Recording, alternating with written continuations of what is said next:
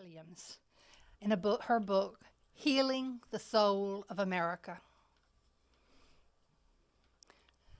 World conditions challenge us to look beyond the status quo for responses to the pain of our times. We look to the powers within us as well as to the powers without. A new, spiritually based social activism is beginning to assert itself. It stems not from hating what is wrong and trying to fight it, but from loving what could be and making the commitment to bring it forward. Its goal, in the words of Martin Luther King, is the establishment of the beloved community. Nothing less will heal our hearts, and nothing less will heal the world. Yes, we see there are problems in the world, but we believe in a universal force that, when activated by the human heart, has the power to make all things right. Such is the divine authority of love. To renew the heart, renew the nations, and ultimately renew the world. Good morning, and welcome to those of you that may have just arrived in the room. The theme for the month of September is How to Thrive in a Chaotic World. And my talk title today is Mess in the Mirror, Got Purpose? When Janelle was announcing it, Reverend Bill looked at me and said, "I'm sorry."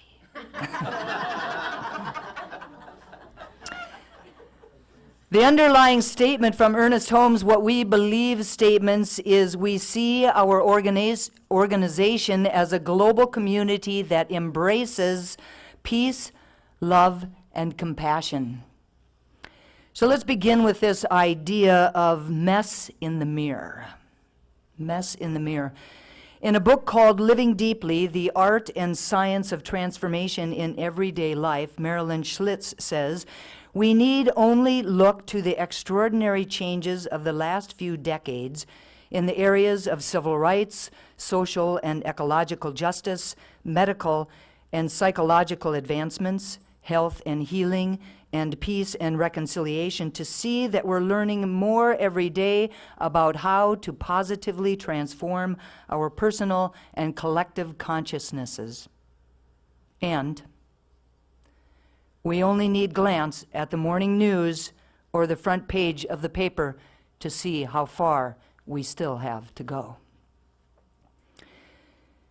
That chaotic world that we see is the mess in the mirror. But what I know about the mess in the mirror is that it is a reflection of the thoughts, feelings, and beliefs that we hold to be true. And now this is true for each of us individually on the planet, but it is also true of all of us collectively. That while we may want to experience peace in the world, we will not experience peace in the world until peace lives within each of us individually and collectively. And that while we may want for love and compassion to be the way that everyone relates to each other on the planet, that we will not see loving and compassionate relationships as the norm until love and compassion reside within us, both individually and collectively. Do you see what I'm saying? Yes. Now, we have to stop fighting hate with hate. Amen. Fear with more fear. Injustice with injustice. We cannot continue to simply move around the pieces of our chaotic external world and expect to experience something different. We cannot continue to try to find the answers to our problems at the level of the problem.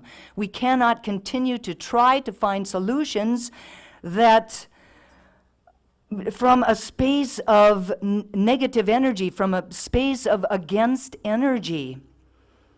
When we do that, when we continue to operate As we have always been operating, we only continue to see more of the same. Another senseless shooting, another unnecessary bombing, another group of people that are not treated with respect, not treated with honor, not treated with kindness, or another animal forced to live in terrible conditions. How many times have you actually held your head in your hands and screamed out loud or in silence to yourself, there has to be more to life than this? In the reading that Betty read by Marianne Williamson, you heard her say that the world's conditions challenge us to look beyond the status quo for the responses to the pain of our times. We have to look to the powers within us as well as to the powers outside of us. The only changes that will ever happen are changes that begin within us, both individually and collectively. Reverend Ken Gordon, who is the spiritual director of the Centers for Spiritual Living, recently said at a Peace Day event, "We must be willing to do the inner work, to rid ourselves of violence and condemnation of every form. It's not what we hate that's the problem, it's that we hate at all." Now is the time to lean into our practices, our principles, and our teaching, to take responsibility for our atmosphere of thoughts and our capacity for compassion. We have to find our way back home to the truth of who we are, to the truth of each and every single one of us on the planet, and that truth is that we are all divine emanations of God, connected to each other in ways that many people find it hard to even imagine, but that does not make it untrue. We are connected, we are one. The invitation in today's chaotic world is to live from that divine connection, to live from a context of oneness. The invitation in today's chaotic world is to live within a world view that says that we are the stewards of the planet, because we are. We were created to be God's ambassadors, to be responsible to each other, to be responsible to all of God's manifestations, to be responsible to the planet itself. Our worldview, or our context for living, determines what we say and what we do, what we say and how we do it. And the truest test of our world view is not how we act in the good times, but how we act in the chaotic times. Rick Warren, the author of The Purpose-Driven Life, says, "Spiritual emptiness is a universal disease." Spiritual emptiness.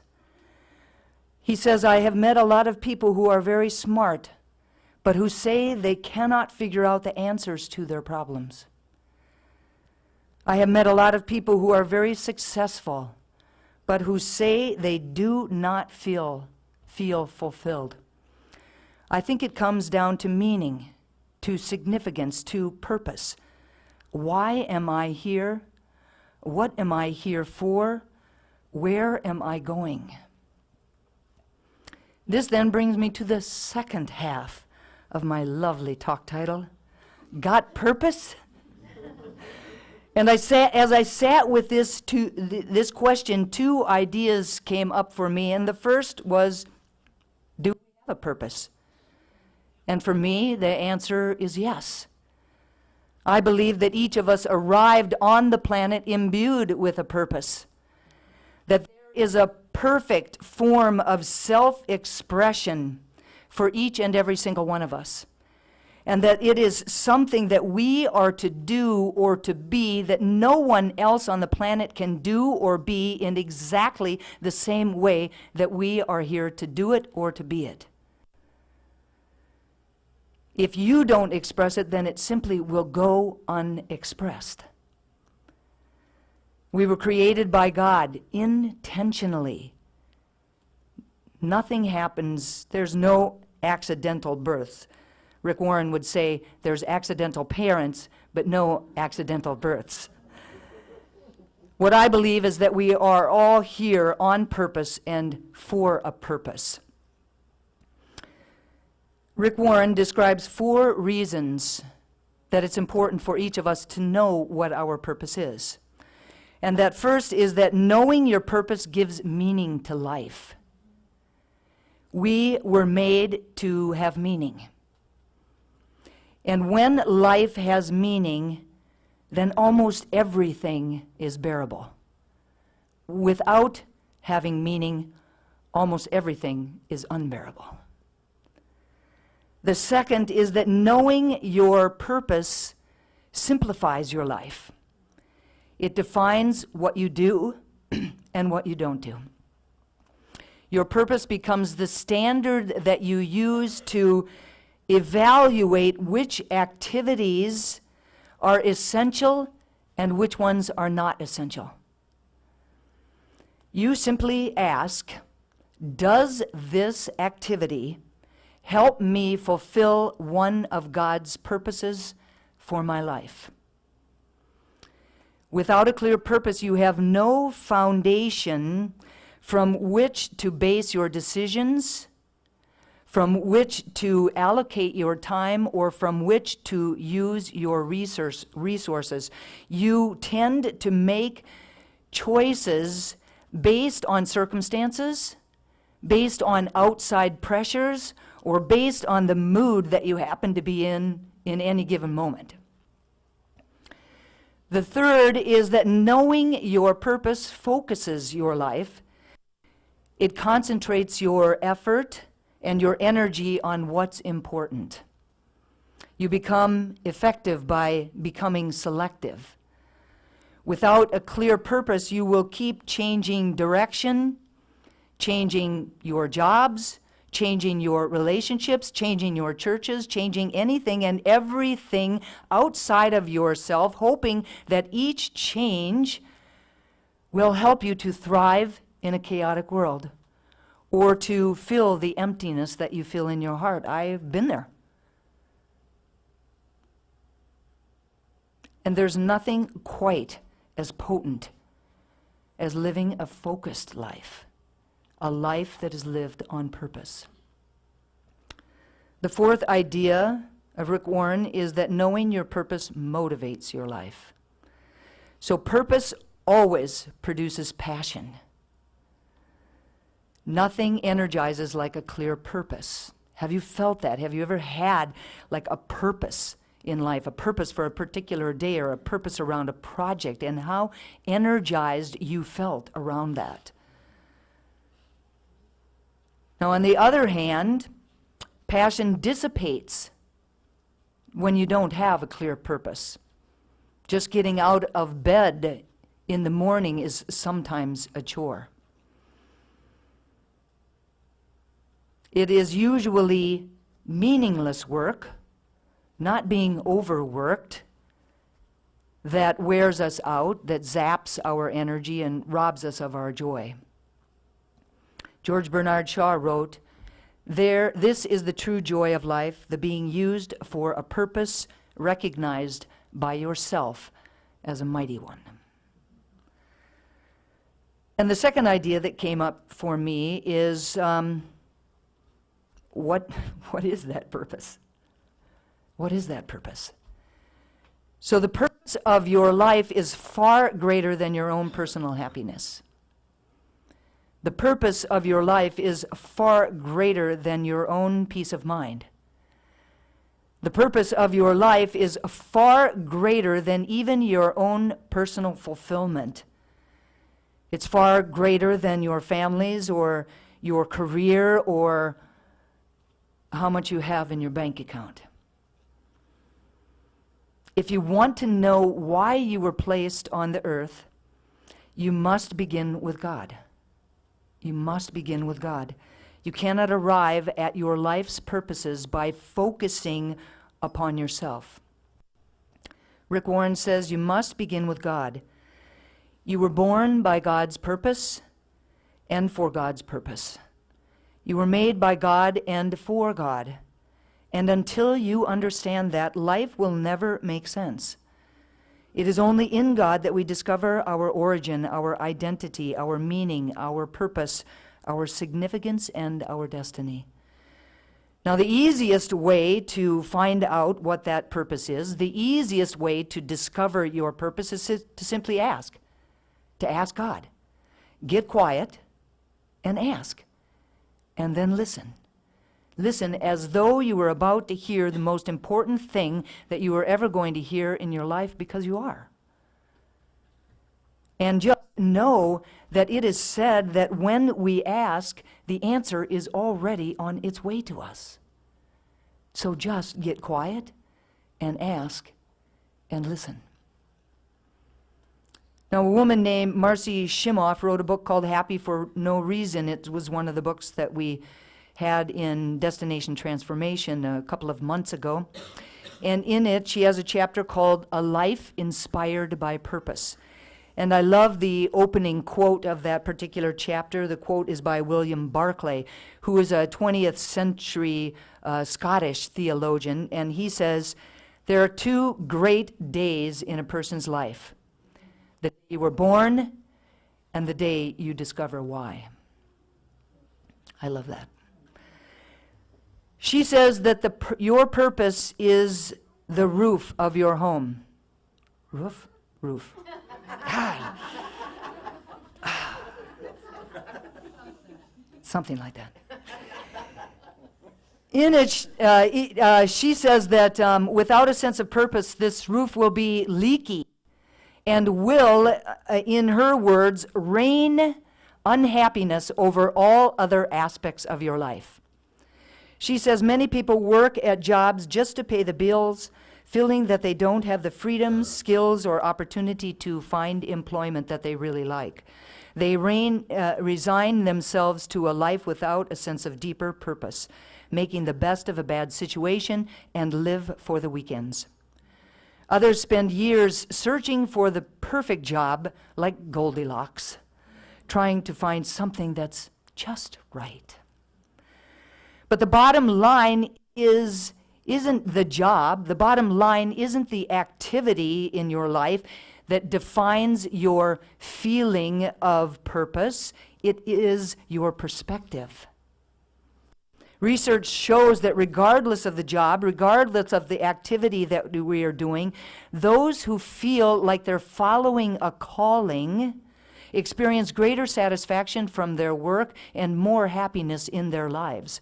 And if we take that one step further, the truth is that people who are happy for no reason bring a sense of purpose to whatever it is that they are doing, wherever it is that they're doing it, and with whomever they are doing it with. They bring that sense of purpose. That sense of purpose doesn't live outside of them, it lives within them. To this end, Marcy shares with us 3 habits for a life of purpose. And the first habit is to find your passion. Now, many people find it very difficult to find out what that is, to discover what their passion is. Now, according to Marcy, it's quite simple. All that you have to do is stop. Stop whatever you're doing, take time out of your busy day, and look within. To take time out of your busy day to get quiet, to look within, and to ask yourself, what do I really love? What truly, truly matters to me? Now, the answers that you receive can lead you to your purpose. Basically, it is taking the time to identify what you love and what you care about. Look for the places in your life where everything just seems to flow, where everything just seems to be very easy, where time just seems to stand still. You could be doing that thing that you're passionate about for a really long time, and then you go, oh my God, it felt like an hour, and it had been 6. Well, it could be a little of exaggeration. Well, but really you so love it, you are so passionate about it, look for that thing that makes your heart expand and your soul sing. The second habit that she talks about is to follow the inspiration of the moment. She says when you're clear about your passions, you're lit by a fire inside you that shows you what to do in each moment. You are led to inspired action. You know what you want to do in life, but you may not know how it will happen. Inspiration will lead you to the how. Jack Canfield uses the example of driving a car at night. Think about it. Your car headlights illuminate the road ahead of you, maybe 200 feet or so ahead of you. Yeah, maybe. Something like that. So you may not in that moment see your destination, but the illuminated part is more than enough to have you stay on the road and have you get to where you're going to. He says, the fire of your inspiration acts as those headlights, allowing you to see what's next. Your job is to simply follow the light. Now, following the inspiration of the moment, you may not understand what the bigger picture is, but your actions will lead you in small steps, in small ways, towards this bigger result, towards the end. Ask yourselves, what would Spirit have me do? Where would Spirit have me go? And what would Spirit have me say, and to whom? Follow the inspiration of the moment. And the third habit is to contribute to something greater than yourself.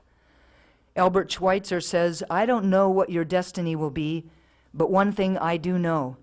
The only ones among you who will be truly happy are those that have sought and found how to serve.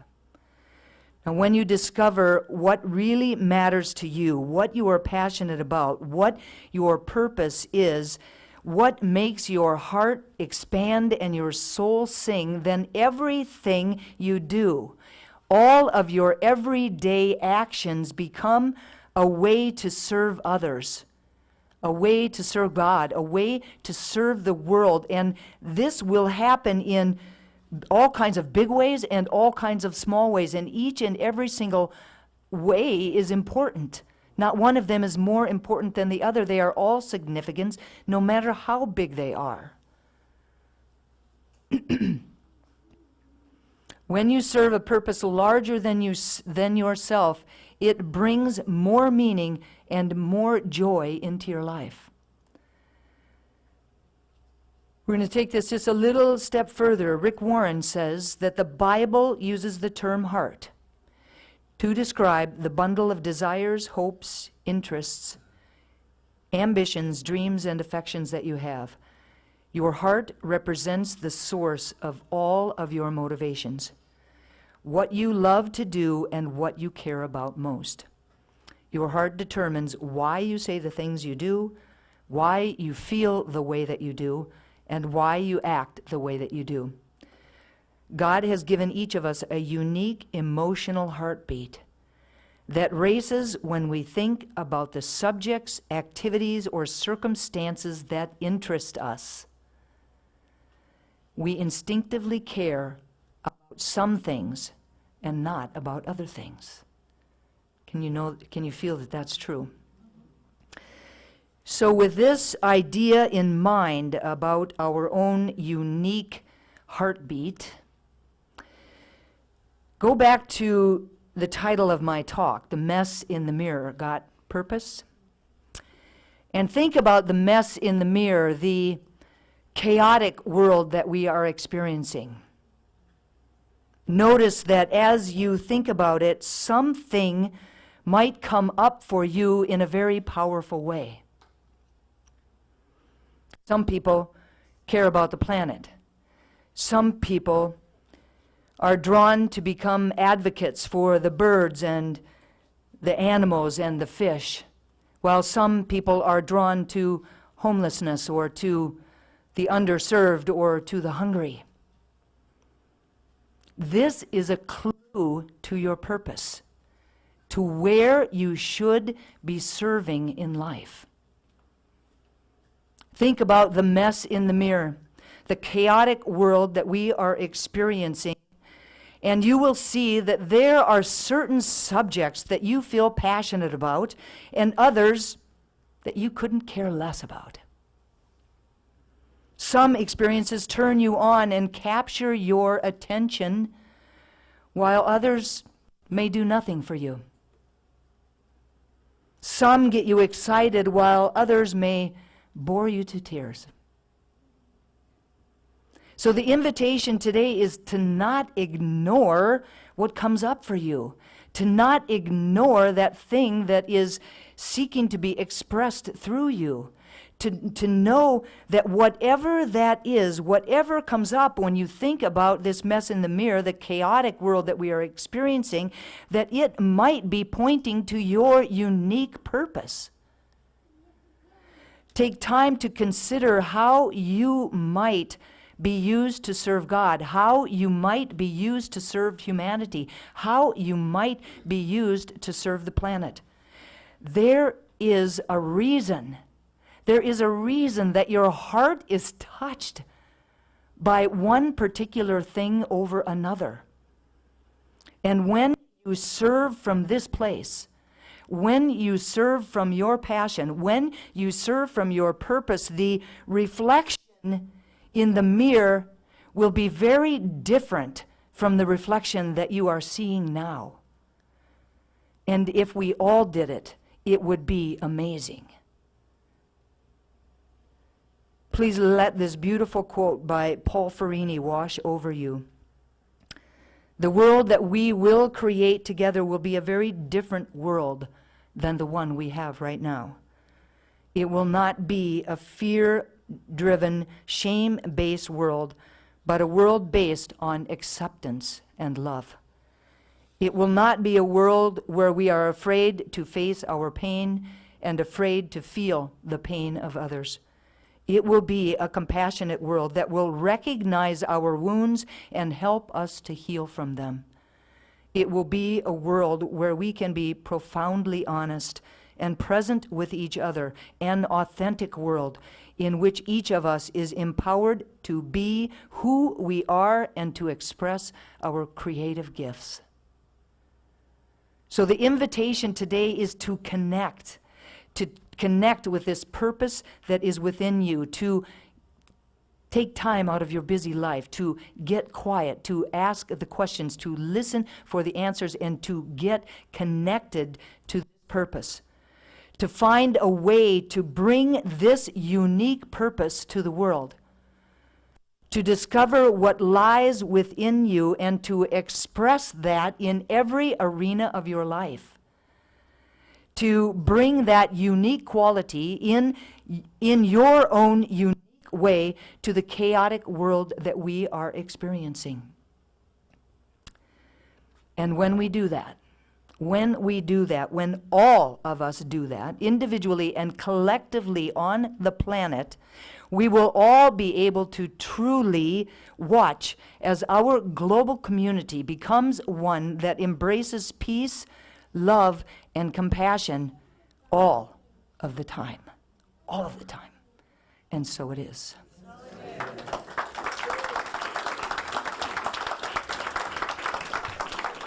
Let us pray. Let us pray.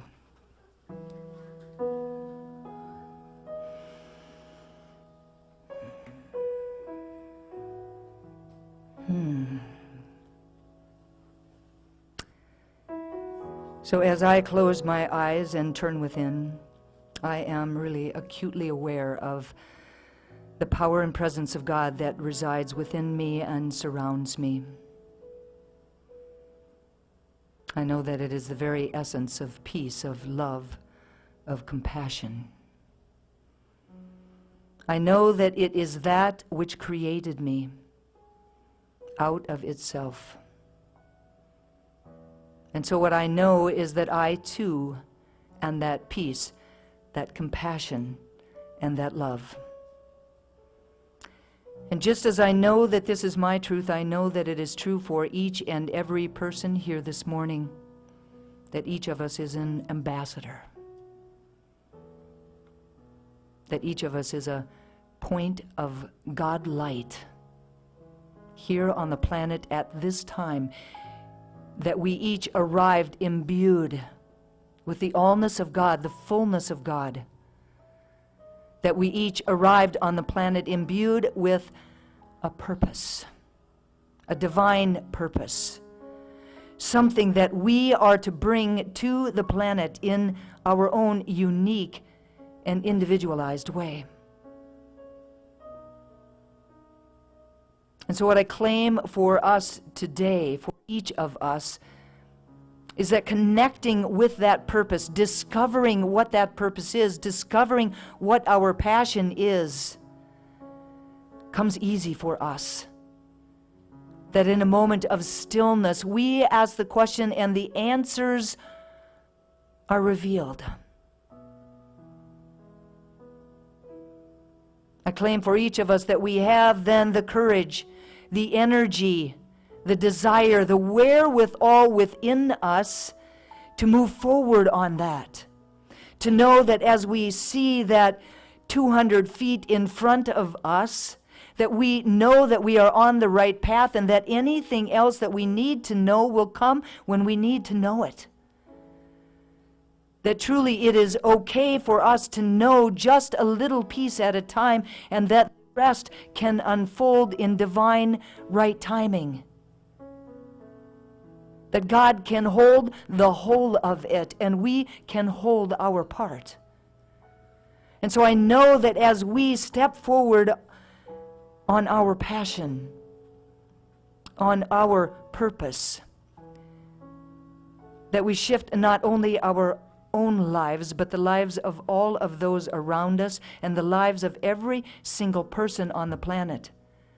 And what I know is that if we all begin to do that, all go within and change ourselves first and foremost, that truly everything can change. And that we indeed become a world in which everyone is respected and honored, in which all of God's manifestations are held as significant.